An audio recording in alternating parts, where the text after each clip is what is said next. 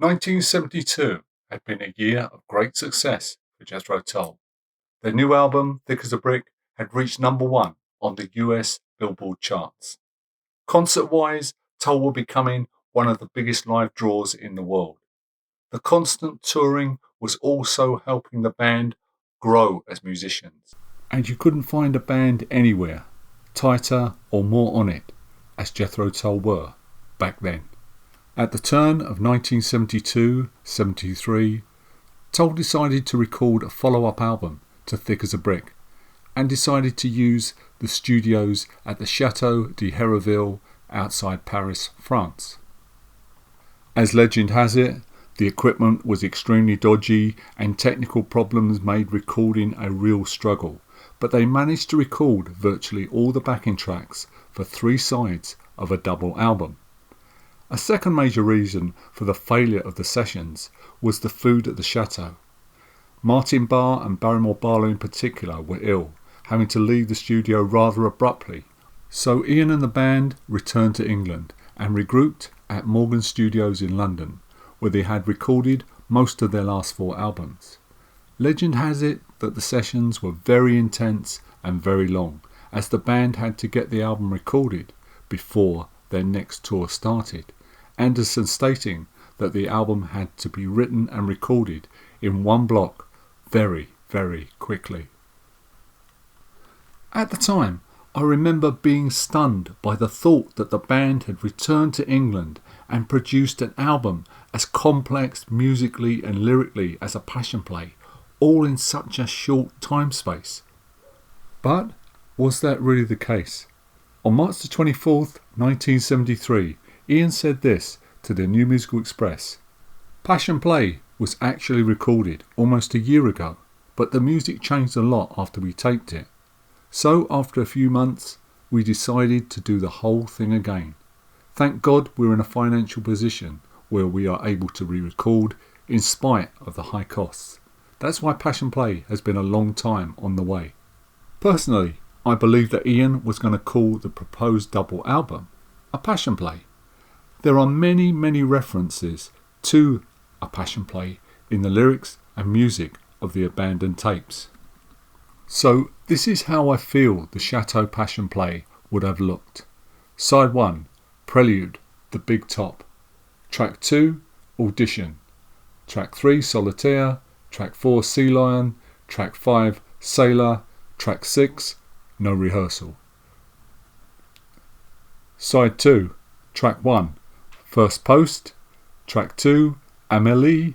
Track 3, Tiger Tune. Track 4, Look at the Animals. Track 5 and 6, Law of the Bungle, Part 1 and 2. And the last track would be Bungle in the Jungle. One point of note here, I do remember Ian saying at some point during the 70s when Passion Play was being recorded that they also recorded Bungle in the Jungle at those sessions, but of course without the strings. Side 3, Track 1, Skating Away on the Thin Ice of a New Day. Track 2, Rainbow Blues. Track 3, Left Right. Track 4, Critique Oblique. And Track 5, Post Last. Side 4, I believe this was going to be what was to become a Passion Play's second side, or a very condensed version of the Passion Play we got in 1973. So I see here maybe the Foot of Our Stairs, Overseer Overture, Flight from Lucifer, 10:08 from Paddington, Margus Perde and Epilogue to finish the album off, well, to round it up really nicely. Okay, this is my theory of what actually happened. If Passion Play was recorded way back in 1972, the story concept was already in place. Ian then expanded it to cover 4 sides of an album. Side 1, God, Life as a Theatre. Side 2, man's relation to nature and the animal kingdom. Side 3, man as the critic. And side 4, our man's relationship with the devil, resurrection and rebirth.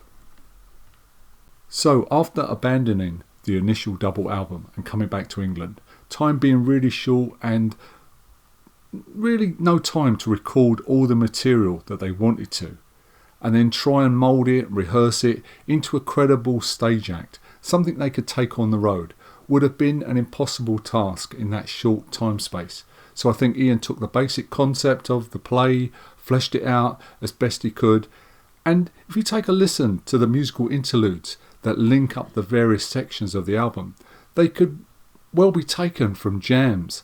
They sound like the band threw everything but the kitchen sink at this album. Classical, rock, folk, jazz, rock and roll, flamenco, they're all in there. Now don't get me wrong, it's a breathtaking musical journey, and sometimes immense stress brings out the best in performers, and it certainly did here for Tull. Another hypothetical question. Would the Chateau Passion play have been better received by the music critics? Yes, I think it would have. It had plenty of classic shorter songs, so I guess there was something for everyone. And more than a couple of hit singles, Bungle in the Jungle and Skating Away on the Thin Ice of a New Day. One last thing. I believe that the Hare Who Lost His Spectacles, the dreaded Hare Who Lost His Spectacles, was included to, one, flesh out the album, and when they played Passion Play in concert, give the band a much needed break to regroup before the second side of the album. Ian Anderson. We decided to put it on film, which meant that we could all go off and have a glass of beer and a cigarette while this thing showed. So what we did was to make a film. We wrote a little thing around Jeffrey's The Story of the Hare Who Lost His Spectacles. When asked about the hare, Jeffrey replied like this: "Well, you can tell I'm not a natural storyteller by the way I'm talking to you. It was described, probably correctly, as a bit of whimsy, which is okay, but I suppose it's very difficult to measure how much of that kind of material one should be allowed to keep in. Perhaps that was rather too much." In 2023, Passion Play reaches 50 years old, and I'm hoping we get a tour to celebrate. Even a one-off concert would be brilliant. Maybe, just maybe, there's some more goodies in the vaults yet to be revealed. Fingers crossed.